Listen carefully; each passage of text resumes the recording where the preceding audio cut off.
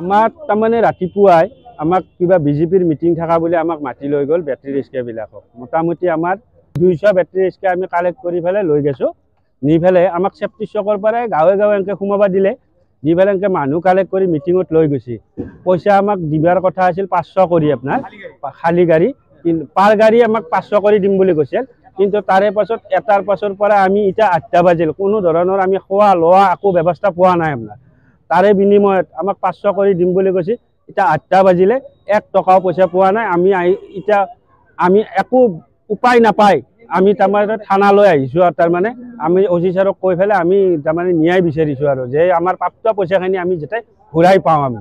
যোগাযোগ মানে আমাক মিটিং আছে বিজেপিৰ মিটিং থকা বুলি কৈছে আপোনাৰ হেমন্ত ছাৰ আহিছে তালৈ পইচাটো আপোনাৰ বিজেপিৰ মানুহে কৈছে আপোনাৰ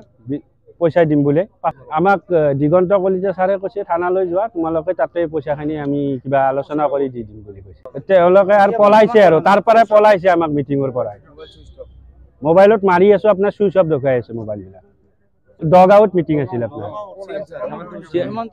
শ্যাম ছাৰ আপোনাৰ হেমন্ত বিশ্ব ছাৰ